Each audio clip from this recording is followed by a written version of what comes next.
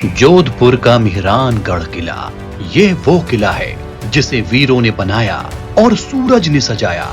इस किले पर है एक संत का श्राप। मेहरानगढ़ किले की नींव में दफन है जिंदा इंसान। इसकी दीवारों में सती हुई रानियों और राजकुमारियों के हाथों के निशान क्यों अपनी तरफ खींचते हैं? किले के ऊपर मंडराती चीलों का है पुराना नाता। यहाँ रखी तोपों की गरज से गिर जाते थे महिलाओं के गर्भ। दुश्मनों की तोपों के गोलों के जख्म आज भी इसकी छाती पर मौजूद हैं। खंडवालिया समुदाय के बेजोड़ कारीगरों ने पहाड़ को तराश कर इस किले को बनाया। मेहरानगढ़ की पनाह में बने महल मुगलों के महलों की शान और शौकत को भी पीछे छोड़ते हैं। इनमें ईरानी और यूरोपीय शैली में सोने चांदी से सजावट थी। मोर की पूंछ की डिजाइन वाला यह किला राजस्थान के सबसे बड़े किलों में से एक है। 500 सालों से राठौड़ राजवंश की आन बान शान का प्रतीक बना है ये किला। इस किले के जन्म के साथ राठौड़ों ने पूरे मारवाड़ पर हुकूमत की। यह किला दुश्मनों के लिए एक पहेली से कम नहीं था। इसमें मौजूद असाधारण इमारतें हजारों रहस्यों को फुसफुसाती हैं और इस किले को हर बुरी बला से हिफाजत करता है एक मंदिर। ये कहानी है मेहरानगढ़ किले की।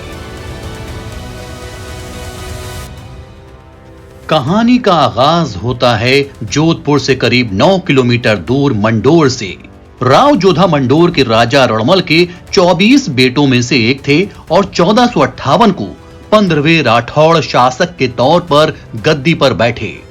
मंडोर के सिंहासन पर बैठने के 1 साल बाद राव जोधा को अपनी राजधानी मंडोर को छोड़कर एक नई राजधानी बनाने का ख्याल आया, क्योंकि मंडोर किले की पुरानी दीवारें उनकी सल्तनत की हिफाजत के लिए कमजोर हो रही थीं। नई राजधानी और किले के लिए मंडोर से 9 किलोमीटर दूर एक चट्टानी पहाड़ी को चुना गया और 12 मई 1459 को किले के निर्माण का काम शुरू हो गया। राव जोधा नहीं जानते थे कि इस किले की नींव रखकर वो कितनी बड़ी मुसीबत मोल लेने वाले हैं। दरअसल इस पहाड़ी को चिड़ियों की पहाड़ी भकुड़ चिड़िया के नाम से जाना जाता था। इस पहाड़ी में पक्षियों के बाबा चिड़ियानाथ जी के नाम से एक साधु रहकर तपस्या करते थे। चिड़ियानाथ एक ऐसे शख्स थे जिनके अनुयायी स्थानीय लोग थे और इसलिए वो इस इलाके में अच्छा खासा प्रभाव रखते थे। एक दिन जब वो तपस्या में मग्न थे, तभी राव जोधा के सिपाही वहां पहुंचे और उन्हें बताया कि यह पहाड़ी अब उन्हें छोड़नी पड़ेगी, क्योंकि राजा साहब का किला यहां बनेगा। राव जोधा के सिपाहियों के बुरे बर्ताव से बाबा नाराज हो गए और उन्होंने पहाड़ी छोड़ने से इनकार कर दिया। सिपाहियों ने राजा तक इस बात को पहुंचाया। पहले राव जोधा ने बाबा को हटाने के लिए पूरी ताकत लगा दी, लेकिन कुछ हल नहीं निकला। इसके बाद उन्होंने देशनोक की करणी माता, जो एक मानी हुई संत थी, से मदद मांगी। राजा के अनुरोध पर वो आई और चिड़ियानाथ जी को पहाड़ी तुरंत छोड़ने के लिए कहा। एक बड़ी शक्ति को देखकर बाबा ने पहाड़ी तो छोड़ दी, लेकिन जाते जाते वो जोधा को श्राप दे गए, जोधा तुम्हारे किले में हमेशा पानी की कमी हो। करणी माता ने मेहरानगढ़ किले की आधारशिला रखी। राजपूत राजाओं की मान्यता थी कि किले की नींव में किसी जिंदा इंसान को दफनाने से उनके शासन की नींव हमेशा मजबूत रहेगी और किला हर बुरी नजर से बचा रहेगा। मेहरानगढ़ किले की नींव जब सिंध के ब्राह्मण ज्योतिषी गणपत राव रख रहे थे, तो उन्होंने इस रिवाज की याद राव जोधा को दिलाई। राव जोधा पहले ही बाबा के श्राप को अपशगुन मान रहे थे, इसलिए उन्हें एक ऐसे शख्स की जरूरत थी जो किले की नींव में जिंदा दफन हो सके। बहुत खोजने के बाद राव जोधा के सेवक राजा राम मेघवाल, जिन्हें राजिया बाम्बी के नाम से भी जाना जाता था, उन्होंने किले की नींव में जिंदा दफन होने की जिम्मेदारी ली। कहा यह भी जाता है कि राजा राम मेघवाल के साथ उनकी पत्नी गोराबाई भी सती हुई थी, यानी नींव में एक नहीं बल्कि 2 लोग दफन हैं। इसी जगह के ऊपर किले का खजाना और नक्कार खाने की इमारतें बनी हुई हैं। राजा राम मेघवाल से वादा किया गया था कि बदले में उनके परिवार की देखभाल राठौड़ राजवंश करेगा। उनके परिवार को जमीन दी गई और आज भी उनके वंशज जोधपुर में रहते हैं। अपनी जन्म पत्री या जन्म कुंडली में राव जोधा ने इस किले का नाम महाकाव्य रत्न के नाम पर चिंतामणि रखा था। बाद में से मोर ध्वज और आखिरकार मेहरानगढ़ में बदल दिया गया। मेहरानगढ़ किले को बनाने में उस वक्त 9 लाख रुपए खर्च हुए थे। हालांकि किले का निर्माण 1459 में जोधपुर के संस्थापक राव जोधा ने किया था, लेकिन आज जो किला खड़ा है उसका ज्यादातर हिस्सा महाराजा जसवंत सिंह के शासनकाल का है। किला जोधपुर शहर के बीचों बीच एक ऊंची पहाड़ी की चोटी पर 5 किलोमीटर तक फैला हुआ है। इसकी दीवारें 118 फीट ऊंची और 69 फीट चौड़ी हैं।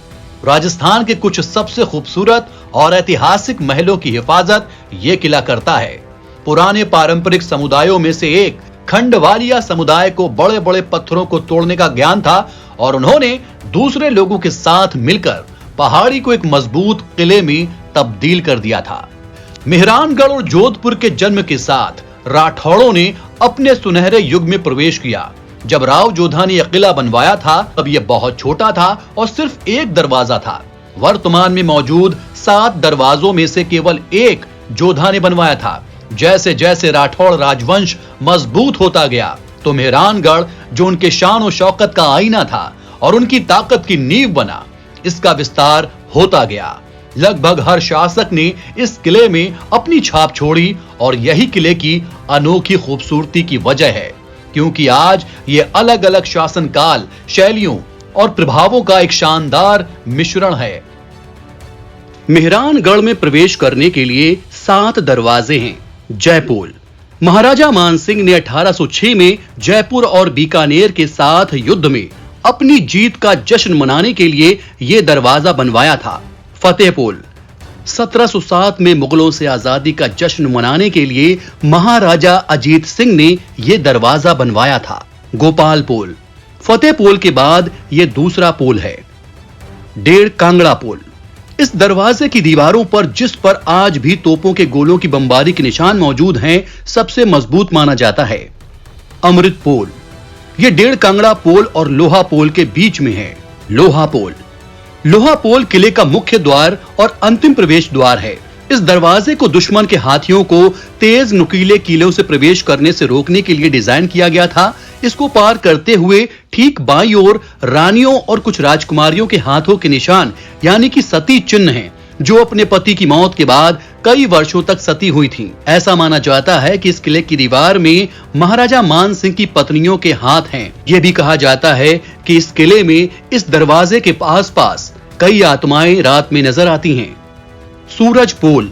सबसे भीतरी द्वार, जो महल परिसर और दौलत खाना चौक तक पहुंच प्रदान करता है। किले के भीतर कई शानदार ढंग से तैयार और सजाए गए महल हैं।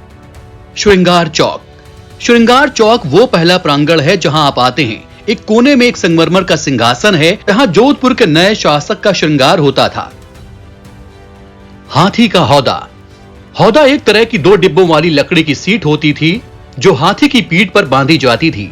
ज्यादा पैर रखने की जगह और उभरी हुई सुरक्षात्मक धातु की चादर वाला सामने का डिब्बा राजाओं या राजघरानों के लिए था और पीछे का छोटा डिब्बा फ्लाई विस्क अटेंडेंट के रूप में अंगरक्षक का था। रॉयल कलेक्शन की ये हाथी की सीटें देश में सबसे बेहतरीन मानी जाती हैं। मुगल सम्राट शाहजहां द्वारा महाराजा जसवंत सिंह प्रथम को भेंट की गई एक अमूल्य और अद्वितीय ऐतिहासिक हौदा चांदी का है। पालकी। 20वीं सदी की दूसरी तिमाही तक कुलीन महिलाओं के लिए पालकी यात्रा और परिक्रमा का एक लोकप्रिय साधन था। इनका उपयोग विशेष अवसरों पर पुरुष कुलीनों और राजघरानों द्वारा भी किया जाता था। दौलत खाना। दौलत खाना एक 3 मंजिला इमारत है, जिसमें सभी स्तरों पर धनुषाकार द्वार हैं। 18वीं शताब्दी की शुरुआत में अजीत सिंह द्वारा निर्मित और उस समय इसे अजीत विलास के नाम से जाना जाता था। इसके वर्तमान नाम का शाब्दिक अर्थ है धन भंडार और ये एक ऐसा शब्द है जिसका उपयोग अक्सर खजाने को इंगित करने के लिए किया जाता है, लेकिन कभी-कभी सबसे प्रतिष्ठित शाही अपार्टमेंट में भी होता है। यहाँ सितारा महाडोल है, जो एक सुनहरी पालकी है जो 1730 ईस्वी में गुजरात के गवर्नर की ओर से उपहार में दी गई थी। इस कमरे में कई प्रदर्शन अलमारियां हैं, जिनमें भारी रूप से सजाई गई तलवारें जैसी वस्तुएं प्रदर्शित हैं। शस्त्रशाला।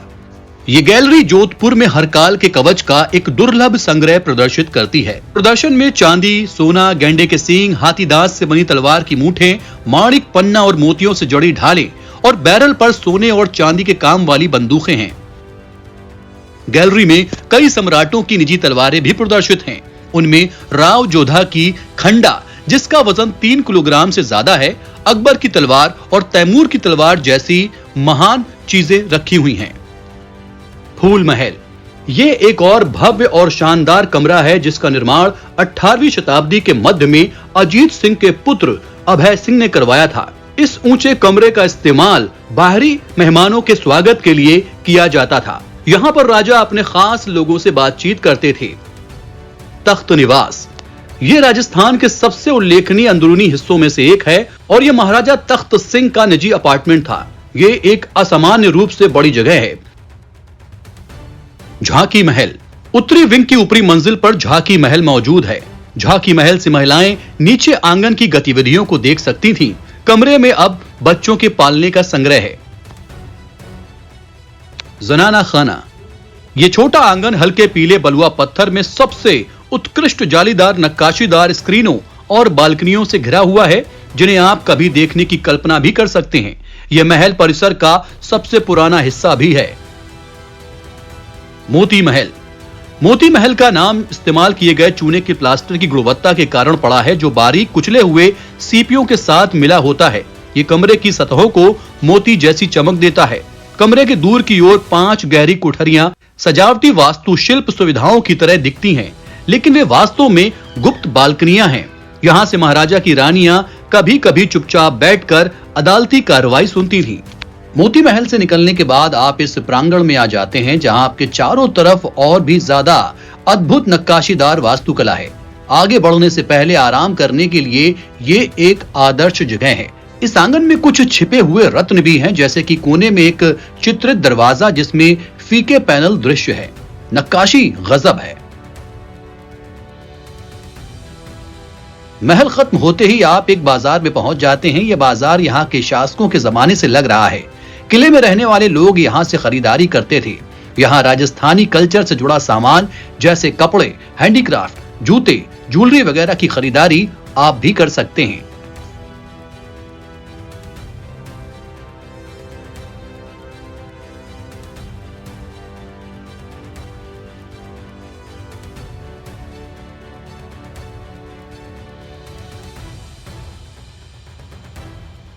यहाँ पे बड़े बड़े प्रांगण देखने को मिलेंगे। आगे जाएंगे तो आपको ये एक बहुत बड़ा यहाँ पर तालाब मिलेगा। इसको आप छोटी झील भी कह सकते हैं। यहीं से रास्ता जाता है करणी माता के मंदिर के लिए। ये जो सीढ़ियां आप ऊपर चढ़ रहे हैं ये सीधे मंदिर की तरफ जाती हैं और यही मंदिर इस किले की हिफाजत करता है।